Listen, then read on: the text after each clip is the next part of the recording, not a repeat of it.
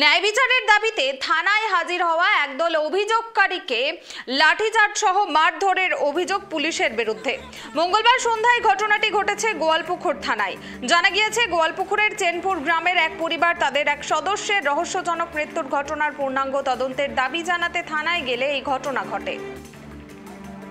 এ বিষয়ে বিস্তারিত জানবো। এই মুহূর্তে আমার সঙ্গে টেলিফোন লাইনে রয়েছেন আমাদের প্রতিনিধি বিক্রম। অভিযোগকারীদের মারধর ও লাঠিচার্জের অভিযোগ উঠছে পুলিশের বিরুদ্ধে, ঘটনাটি ঠিক কি ঘটেছে? দেখো, ঘটনাটি গোয়ালপুকুর এলাকার ঘটনা এবং যেমনটা জানা যাচ্ছে যে বেশ কিছুদিন আগে একজনের মৃত্যু হয় এবং সেই মৃত্যু অস্বাভাবিক মৃত্যু হয়েছে বলে কিন্তু পরিবারের দাবি, এবং পরিবারের দাবি ছিল আরো যে তাকে খুন করা হয়েছে।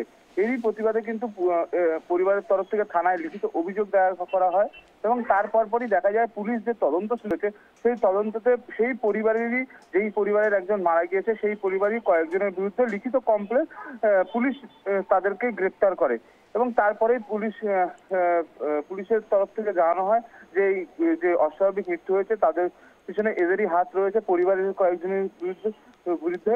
এবং তারপরই পরিবারের লোকজন দাবি করে যে এই ঘটনা পুলিশ কিন্তু স্বচ্ছভাবে তদন্ত করছে না এবং সেই দাবি তুলেই কিন্তু পরিবারের লোকজন এবং এলাকার লোকজন পাশাপাশি বিজেপির একজন নেতাকে নিয়ে কিন্তু গতকাল সন্ধ্যার দিকে গোয়ালপুকুর থানায় যায় এবং থানাতে গিয়ে কিন্তু আইসির সাথে কথা বলতে চায় যে পুরোপুরি স্বচ্ছ তদন্ত যেন হয়, সেই দাবি তুলে কিন্তু তারা গিয়েছিল এবং সেখানে গিয়ে কিন্তু পুলিশের সাথে বচসা হয় এবং তারপরই যেটা অভিযোগ করছে পরিবারের লোকেরা এবং বিজেপি নেতা যে অভিযোগ করছে যে পুলিশ তাদের কথা না শুনেই পুলিশ তাদের উপরে লাঠিচার্জ করে, মহিলাদের উপরে লাঠিচার্জ করে এবং সেখানে একজন মহিলা কিন্তু অসুস্থ হয় এবং পাশাপাশি একজন ব্যক্তিও কিন্তু অসুস্থ অবস্থায় কিন্তু তাকে হসপিটালে ভর্তি করা হয়েছে।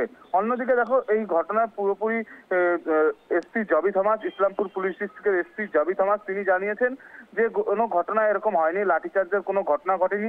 লাঠি উঁচু করে তাদেরকে থানা থেকে বের করে দেওয়া হয়েছে কারণ তারা থানাতে ঢুকে সম্পত্তি ভাঙচুর করার চেষ্টা এবং পাশাপাশি পুলিশের উপরে আক্রমণের চেষ্টা করেছিল এবং সেই মোতাবেক পুলিশ কিন্তু তাদেরকে লাঠি উঁচিয়ে তাদেরকে বের করে দিয়েছে থানা থেকে।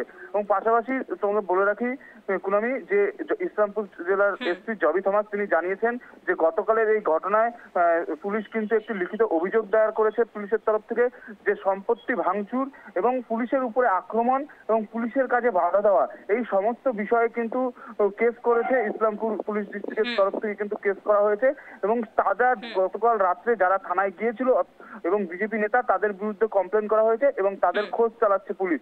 ইতিমধ্যেই কিন্তু পুলিশের পক্ষ থেকে লাঠিচার্জের কারণ কি বলা হচ্ছে? তারা কি স্বীকার করছে যে লাঠিচার্জ করা হয়েছে?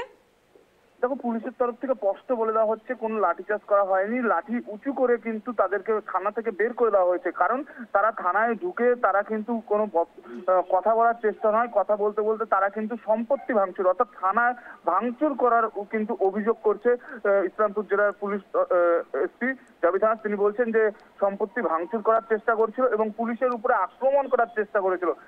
ইতিমধ্যে কিন্তু যেটা জানা যাচ্ছে, পুলিশ যেটা জানাচ্ছি যে একজন কিন্তু মহিলা কনস্টেবল, তিনিও কিন্তু অসুস্থ অবস্থায় কিন্তু গতকালই তাকে ভর্তি করা হয়েছে, এখনো কিন্তু তিনি হসপিটালে রয়েছে এবং সব বিষয়ে কিন্তু তাদের এসপি কিন্তু লিখিত অভিযোগ দায়ের করেছে তাদের বিরুদ্ধে এবং তাদের খোঁজ চালাচ্ছে। এবং তোমাকে যে বলে রাখি, লাঠিচার্জের কোনো ঘটনা ঘটেনি বলেই কিন্তু পুলিশ স্পষ্ট দাবি করছে, কিন্তু যে ভিডিও ইতিমধ্যেই ভাইরাল হয়েছে, তোমাকে বলে রাখি যে ভিডিও ভাইরাল হয়েছে এবং তৃণমূল বিজেপি নেতা এবং পরিবারের লোকেরা যেমনটা বলছে, সেখানে কিন্তু দেখা যাচ্ছে যে আইসি তিনি এসে উচ্চ গলায় কথা বলছেন, রাব ভাষায় কথা বলছেন এবং তারপরেই কিন্তু লাঠিচার্জের মতন কিন্তু ছবি কিন্তু ভাইরাল ভিডিওতে দেখা যাচ্ছে এবং সমস্ত বিষয় ভাইরাল ভিডিও এবং পুলিশের তরফ থেকে সমস্ত বিষয় খতিয়ে দেখা হচ্ছে এবং থানার যে সিসিটিভি ফুটেজ রয়েছে, এসপি জানিয়েছেন থানার যে সিসিটিভি ফুটেজ রয়েছে সেই সিসিটিভি ফুটেজও কিন্তু খতিয়ে দেখছে ইতিমধ্যেই যে গতকাল রাত্রে কি ঘটনা ঘটেছে। বিক্রম, ঘটনায় কি রাজনৈতিক রং আছে নাকি এটি পুরোপুরি আইনি বিবাদ? উভয় পক্ষের বক্তব্য কি বলছে, উভয় পক্ষ কি বক্তব্য দিচ্ছে? দেখো, এখানে কোনো রাজনৈতিক বিষয় নেই, এটা পুরোপুরি এলাকাবাসী এবং সেই বিজেপির নেতাকে নিয়ে গিয়েছে। এখনো পর্যন্ত কিন্তু তৃণমূলের তরফ থেকে কিন্তু কোনো মন্তব্য তারা দিতে চাননি কারণ তারা দাবি করছেন যে এটা কোনো রাজনৈতিক বিষয় নেই, তারা বিজেপি নেতাকে নিয়ে গিয়েছিলেন, এলাকায় হয়তো তার প্রভাব রয়েছে সেই কারণে নিয়ে গিয়েছেন, এখানে কোনো রাজনৈতিক বিষয় কিন্তু দেখা যাচ্ছে না। শুনুন, বেশ, ধন্যবাদ বিক্রম। যে খবরের দিকে আমাদের নজর রয়েছে, গোয়ালপুকুরের ঘটনা একেবারে চাঞ্চল্য ছড়িয়েছে। এই ঘটনায় ন্যায় বিচারের দাবিতে থানায় হাজির হওয়া একদল অভিযোগকারীকে মারধর ও লাঠিচার্জ করে তাড়িয়ে দেওয়ার অভিযোগ উঠল পুলিশের বিরুদ্ধে।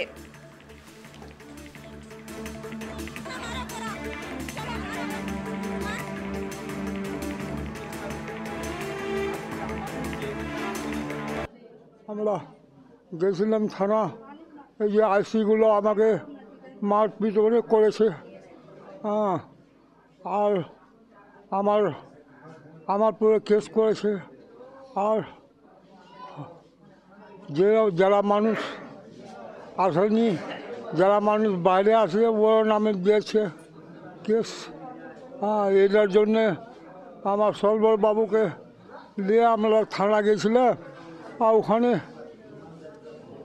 कि যার বাড়িতে মার্ডার হচ্ছে তার বাবাকে ধরে পুলিশ মারছে, আর তাদের উপরে 46 জন লোকের উপরে কেসের ধারা লাগাই দিচ্ছে অ্যাটেম্প টু মার্ডার।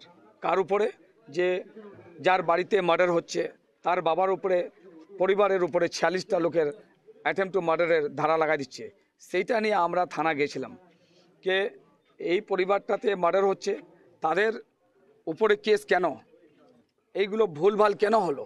আর যেগুলো লোকের নাম দিচ্ছেন আপনারা, 46টা লোকের নাম, ওই 46টা লোক কি গ্রামে আছে?